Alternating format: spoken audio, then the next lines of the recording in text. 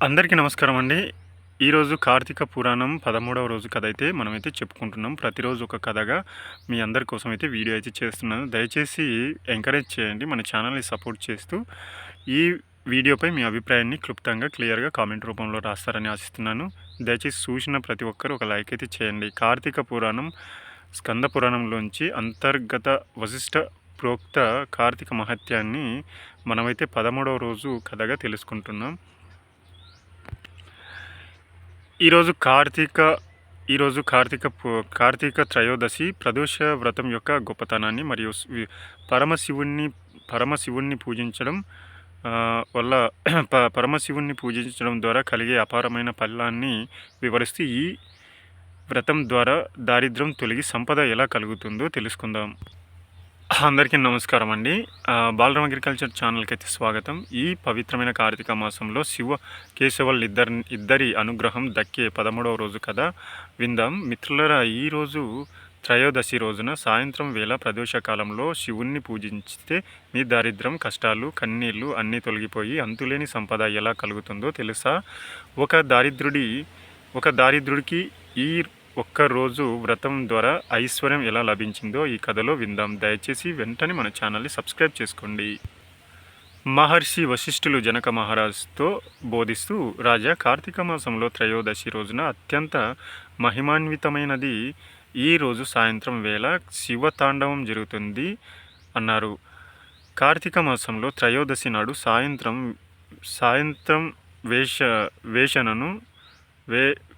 సాయంత్రం వేళను త్రయోదశి కాలం అంటారు. ఈ సమయంలో పరమశివుడు పార్వతీ సమేతంగా దేవతలతో కలిసి ఆనందంగా తాండవం చేస్తారు. ఈ శుభ సమయంలో శివాలయంలో దీపారాధన చేసి శివుణ్ణి పూజిస్తే కోటి జన్మల పాపాలు నశించి అంతులేని ఐశ్వర్యం, ఆరోగ్యం లభిస్తాయి. మిత్రులారా, ప్రదోషకాలం అనేది అప్పుల బాధ, దారిద్ర్యం బాధలు తొలగిపోవడానికి అద్భుతమైన సమయం. ముఖ్యంగా కార్తీక మాసంలో ఈ ప్రదోషకాలంలో మనం మనస్ఫూర్తిగా శివనామాన్ని స్మరించి ఒక చిన్న దీపం పెట్టిన ఆ కాంతి మన జీవితంలోని చీకటిని తొలగిస్తుంది. ఈ వ్రతం యొక్క శక్తికి సంబంధించిన ఒక అద్భుతమైన కథ ఉంది.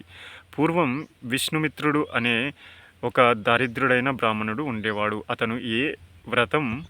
అతడు ఏ వ్రతం ఆచరించినను, ఏ పూజ చేసినా అతడి దారిద్ర్యం మాత్రం తొలగిపోయేది కాదు. దీనితో విసిగిపోయిన అతడు దైవారాధన వదిలేయాలనుకున్నాడు.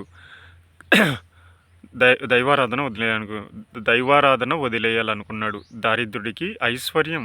ఒకరోజు విష్ణుమిత్రుడు దారిద్ర్యంతో బాధపడుతూ ప్రయాణిస్తుండగా మార్గమధ్యంలో ఒక పెద్ద ఆలయం కనిపించింది. అది కార్తీక మాసం త్రయోదశి రోజు సాయంత్రం ప్రదోషకాలం. భక్తులంతా శివాలయంలో భజనలు, దీపారాధనలు చేస్తూ కనిపించారు. విష్ణుమిత్రుడు అలసటతో అక్కడే ఆగిపోయాడు. ఒక మహాజ్ఞాని అక్కడ విష్ణుమిత్రుడిని చూసి అతని దారిద్ర్యానికి కారణం తెలుసుకుని, ఓ బ్రాహ్మణుడా, కార్తీక మాసంలో ఈరోజు ప్రదోషకాలంలో ఈ సమయంలో పరమశివుడిని పూజించిన వారికి ఎటువంటి దరిద్రం ఉండదు. నీకు ఇంట్లో పూజకు ఏమీ లేకపోయినా ఈ గుడిని శుభ్రం చేసి దీపారాధన చేయి అని సలహా ఇచ్చాడు. విష్ణుమిత్రుడు తన దారిద్ర్యం పోతుందన్న ఆశతో ఆలయాన్ని శుభ్రం చేశాడు. తన దగ్గర ఉన్న కొద్దిపాటి నూనెతో ఒక చిన్న దీపాన్ని వెలిగించి కన్నీళ్లతో శివునికి దండం పెట్టాడు. తన బాధలు తొలగించమని వేడుకున్నాడు. రాత్రంతా జాగరణ చేసి శివనామాన్ని స్మరించాడు. శివుడు ఎంతటి దయామయుడు! విష్ణుమిత్రుడి నిస్వార్థ భక్తిని మరియు